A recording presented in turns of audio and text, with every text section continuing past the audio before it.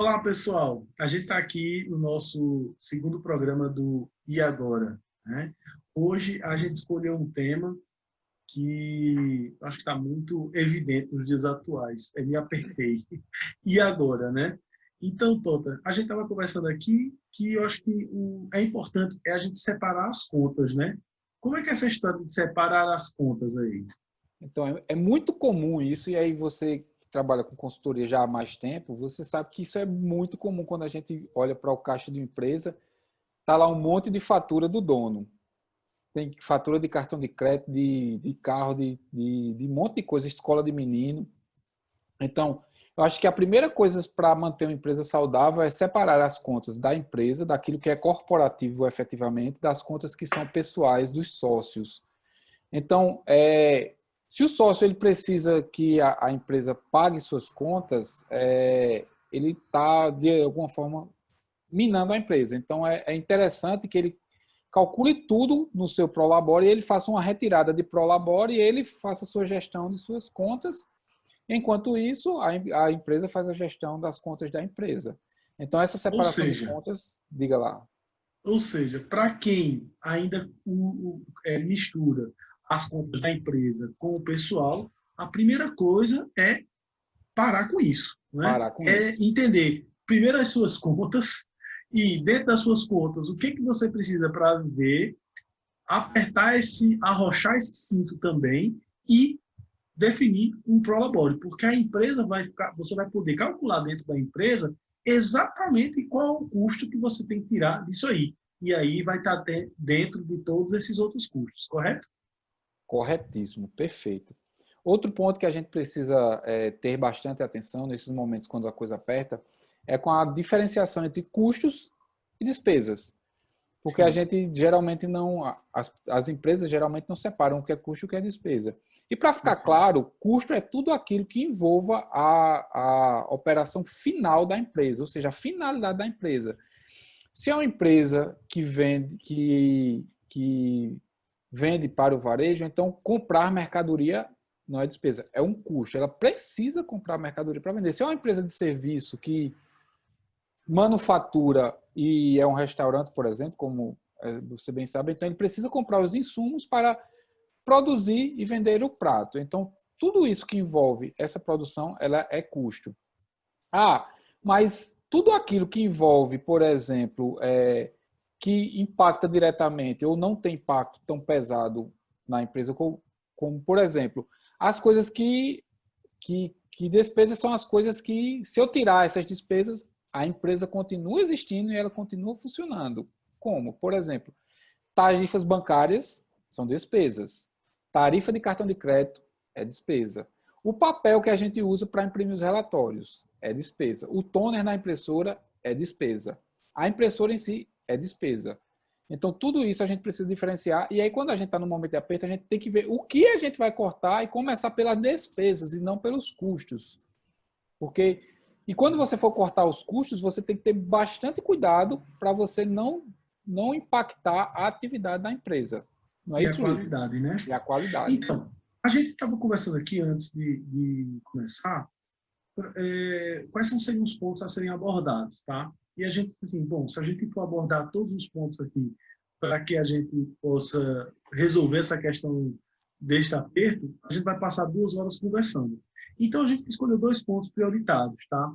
A questão de estoque e venda, né? Como você Sim. organizar essa parte aí, e também essa parte, a questão de antecipação e empréstimo, né?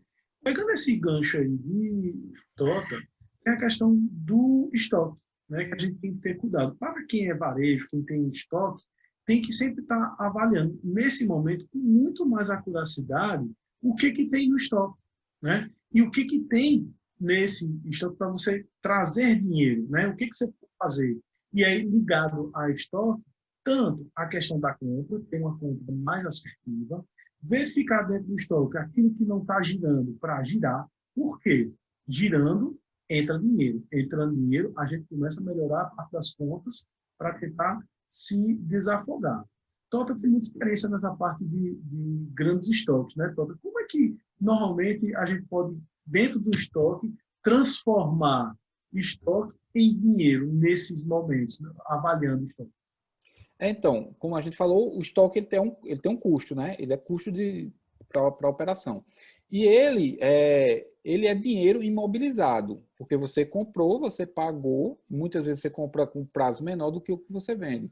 Então, vale muito a pena, nesses momentos, você avaliar o seu estoque, classificando pela curva ABC, e você coloca na curva A aqueles produtos que mais vendem, que não pode faltar de forma alguma no seu Ô, Tota, estoque. só, Oi. desculpa me interromper, só porque tem gente que não sabe o que é curva ABC, né? Vamos fazer Uhum.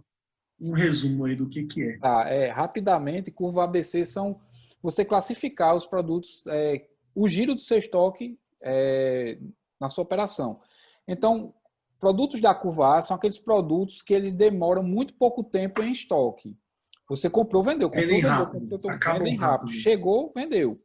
Então, esses produtos você não pode deixar de comprar, você não pode deixar de ter ele. Vale a pena você investir um pouco mais de dinheiro nele, porque ele vai garantir seu resultado. Os da curva B tem uma venda melhor, os da curva C e D são produtos que giram menos. Então, se você tem muitos produtos da curva C e D, e E e F, seja lá qual for a classificação que você der, e você tem poucos da curva A, significa que seu estoque está desequalizado. Então, você precisa, talvez, fazer uma promoção, como você sugeriu, Lívio, para que esses produtos eles possam sair, possam girar e o dinheiro possa voltar para o caixa da empresa, e aí você vai fazer uma compra mais assertiva. E aí eu acho que vale a pena aquela sua observação de antes, de que não é fazer uma promoção de qualquer jeito, é fazer uma promoção de uma maneira efetiva, ver e planejar essa promoção, primeiro para que ela tenha um impacto positivo. Porque você pode fazer uma promoção que ela não girar e você vai ficar talvez Outra, até uma mais experiência frustrado. que eu tive no área de negócio que a gente trabalhou, na área de perfumaria, né? A gente tinha uma validade, né? E uma das coisas que a gente fazia muito era assim, produtos perto da validade, a gente ia fazendo fazia ações, e Sim, aqueles que estavam com uma validade muito, mas muito próxima, que a gente tinha uma grande chance de perder, o que a gente pegava? A gente utilizava aquele produto que provavelmente ia ser perdido para estimular a venda de outros produtos sim. e fazendo um cruzamento. E ao invés de a gente estimular o produto da curva A, aqueles que saem muito, a gente verificava no estoque, mas tem grande estoque de produtos que rodam pouco e estão com uma validade interessante. Então a gente fazia uma promoção cruzada. Eu vou pegar esse produto aqui ou vender esse produto que está perto de vencer, ou vender por um valor muito barato, atrelado à venda desse outro, ou diz assim, compre esse Compre um e e ganhe o ganhe esse outro. outro. Isso. É uma coisa que vale muito a pena, porque aí você gira e você evita a perda. E você É, diminui essa questão da curva, né? Porque, pessoal, a questão da curva é o seguinte, a curva ABC, que coloca, então a gente tem que ter muito mais produtos no A, que é o que giram mais ou menos produtos no B, não sei, porque de qualquer forma a gente tem que ter todos tem que ter eles. todo o mix. Nesse momento de aperto, o interessante é que a gente puxe mais ainda a quantidade para o A, porque é o giro que vai fazer com que entre dinheiro no negócio, né? Então, você fazer essas promoções para baixar isso aí, né? Isso só. Isso. Exato. E aí, se você tem no momento de aperto, você tem que fazer isso girar o mais rápido possível. Seu estoque tem que girar. Ele não pode ficar parado. Porque, como eu falei no Entendi. início, é imobilizado, é Então, dinheiro Toto, que a não gente sai. falou o seguinte: temos que separar nossas contas das contas pessoais, né? Para nossas contas pessoais não contaminarem as contas da empresa. A gente tem que dar uma olhada nos custos das despesas, ver o que a gente tem que diminuir de despesa, o que a gente pode cortar algum tipo de custo, lembrando que a gente não pode diminuir a nossa qualidade, tá? Sim. A gente viu a questão do estoque, avaliar estoque, melhorar a compra, ver o que tem dentro para girar e ter dinheiro, e com isso fazer promoção como forma de entrar dinheiro. Então a gente está diminuindo despesa, qualificando o estoque para que a gente não fique com muito dinheiro parado, trazendo dinheiro para dentro com esse ajuste de estoque nas promoções, e aí a gente ainda tem um último ponto que a gente colocou, que é, bom, tá tudo isso, a gente está conseguindo fazer isso, mas ainda assim está apertado. A gente vai para os empréstimos e antecipações, né? Então, Isso. você que tem muita experiência aí nessa questão de empréstimos e antecipações. O melhor antecipação E quando a gente fala de antecipação, pessoal, é de cartão de crédito, né? Aquelas contas que a gente vai receber 30, 60, 90 dias, a gente receber logo agora.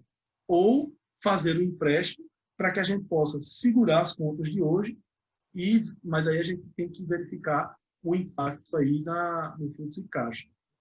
Perfeito, Lívio.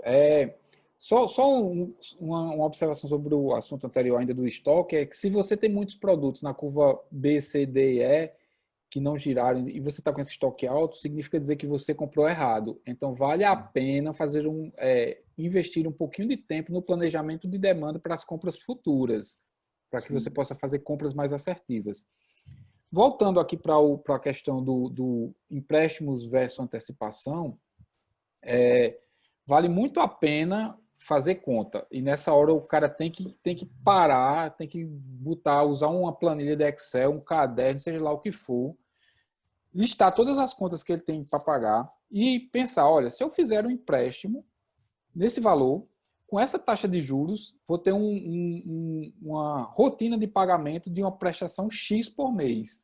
Eu vou conseguir pagar essa prestação. No mês que eu me apertar, quem está no varejo sabe que tem aqueles meses de baixa da sazonalidade, talvez alguns serviços também tenham. Nesses meses de baixa, meu caixa vai suportar isso, e aí o cara tem que olhar para o fluxo de caixa. Não tem jeito. Ele tem que botar isso no fluxo de caixa e olhar. Por quê? Porque se ele fizer um empréstimo e ele não conseguir pagar, é o início do fim. Ele vai se apertar de uma maneira que talvez ele não consiga reverter isso, não consiga voltar atrás. Fazer a antecipação do cartão de crédito é sempre uma boa opção. Isso é muito comum até em algumas épocas do ano, em algumas áreas do varejo. Eu diria que em todas as áreas do varejo, em alguma época do ano, você precisa fazer uma ou outra. O problema é se você começa a fazer antecipação de cartão de crédito todo o tempo, ou de recebíveis. Às vezes o cara faz de boleto também, quem trabalha com boleto. Sim. Mas se você faz todo o tempo, significa dizer que você também precisa parar e tentar achar uma estratégia. E talvez aí seja uma opção olha, se eu parar de antecipar e eu fizer um empréstimo um pouco menor, eu vou suportar esse período e vou conseguir chegar lá na frente, parar de antecipar e meu fluxo ele vai encaixar e vai seguir reto. Isso se chama necessidade de capital de giro. Ou seja, eu tenho que ter em mente quanto eu preciso ter no meu caixa todo mês para que eu possa pagar minhas contas e, digamos, zerar o caixa. Pode ser que ele não deixe nada. Eu fecho o mês com caixa zero, mas eu não fecho no negativo. Porque aí você pode tomar ações fazendo tudo isso que a gente já falou, a gente pode reverter e começar a sobrar dinheiro daqui a um mês, daqui a 2, daqui a 3. E aí é um trabalho assim que vai exigir muita energia, porque você vai ter que dar muita atenção ao caixa. Eu prometi que a gente ia fechar aqui, né? Porque senão seria muitos pontos. Mas tem uma coisa que eu acho que pode ficar até em aberto para um próximo, que é o seguinte.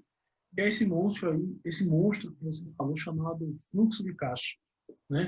E, na verdade, tudo isso que a gente falou aqui impacta, porque compra de estoque impacta o fluxo de caixa, custos e despesas impactam no fluxo de caixa, venda, que é a entrada de dinheiro, impacta no fluxo de caixa, antecipação do empréstimo impacta no fluxo de caixa, né? Perfeito. Então, tudo está nesse fluxo de caixa. Eu acho que, para a gente finalizar, a gente poderia falar um pouquinho do que é. Você poderia falar um pouquinho do que é o fluxo, mais ou menos o que é o fluxo de caixa. E acho que no próximo a gente pode até fazer um episódio só falando sobre o que é esse fluxo de caixa. Porque acho que isso é importante, porque muitas vezes, nas consultorias, nas empresas que eu chego, eles veem muito mais uma questão de só entrada e saída de dinheiro. Você entrou dinheiro, pagou. Não tem dinheiro para pagar, então eles não sabem nem o dinheiro que vai entrar, nem tem nenhuma previsão do que vai entrar para poder dizer assim, será que eu posso, essa sugestão que você falou, eu tenho que ver qual é o impacto das parcelas de empréstimo lá no fluxo de caixa. Mas eu vejo muitos empresários que não sabem nem o que vai entrar mês que vem, nem tem uma noção do que é isso. Perfeito, Lívio, perfeito. E aí, assim, a gente vê que a importância de ter um planejamento estratégico, porque quando você tem um planejamento estratégico, por mais simples que ele seja, a gente tem uma ideia do que vai entrar lá na frente, porque a gente já planejou isso, a gente já montou uma estratégia que se desdobram em estratégias comerciais que vão alimentar o financeiro da empresa. E o fluxo de caixa nada mais é de onde você vê o raio-x da saúde financeira da empresa. Nele você vai poder ver todas as contas que você tem para receber, todas as contas que você tem a pagar e seus compromissos financeiros, e aí você vai ver dia a dia o que você tem os compromissos que você tem e quanto você vai ter. E aí você vai saber, eita, no dia 5 do mês que vem, eu vou precisar antecipar crédito, porque senão eu não vou ter. Mas se eu não quero antecipar crédito, eu já tenho essa visão, então o que é que eu posso fazer agora para que sobre esse dinheiro e chegue lá na frente eu não preciso antecipar crédito? Vamos fazer um determinado investimento agora, né? Exato. Talvez, essa despesa que eu ia ter que ter aqui agora, segura. Não vamos comprar isso, não vamos comprar essa impressora nova, esse computador novo, porque o meu fluxo de caixa está me dizendo que eu não posso fazer isso. Então, o fluxo de caixa ele pode ser uma planilha de Excel, ele pode ser um software. Existem softwares hoje avançadíssimos que eles te dão um fluxo de caixa em um clique. A gente pode indicar alguns no próximo episódio, mas também funciona numa planilha de Excel. Você pode fazer uma planilha de Excel com pouca experiência que a gente tem em Excel, montar essa planilha de Excel. Ele pode ser diário, pode ser semanal, pode ser mensal, anual. Eu gosto muito de trabalhar pelo menos com fluxo de caixa de 6 meses, que aí você tem uma visão do que você pode fazer. E ele precisa ser atualizado à medida que os meses vão passando. Porque você tem que ter uma ideia do que você planejou e do que aconteceu também. Massa. Então, na verdade, a gente tem dois aí. Você colocou um outro assunto, que é o planejamento estratégico, né? É o planejamento do ano para saber quanto vai gastar, quanto vai entrar. Então, talvez a gente tenha dois temas aí interessantes, que é planejamento, que eu acho que é uma pergunta que se faz, mas como é que eu sei o quanto eu vou receber, o quanto eu vou vender o ano todo? Se a gente faz um planejamento inicialmente, e dentro desse planejamento, a gente faz, dentro do planejamento do que a gente faz para que a gente vai vender e vai ter os recebíveis, a gente faz o planejamento de gastos também, né? Sim. Das despesas e investimentos. Sim. Então, temos um episódio. Eu acho que a gente pode ficar por aqui, até para deixar um gostinho aí para as pessoas. Eu queria pedir que dúvidas, comentários, sugestões possam deixar aí nos comentários, né? Que possam até sugerir temas ou fazer perguntas ou assim dizer se tem alguma coisa que a gente não abordou que vocês gostariam que a gente abordasse. Isso. E agradecer para quem assistiu o primeiro, né? E convidar para assistir o segundo. E devia ter falado isso no início. Né? Então, bom dia, boa noite, boa tarde, sei lá, na hora que você estiver vendo esse vídeo aí. Valeu, Mais obrigado. Até a próxima.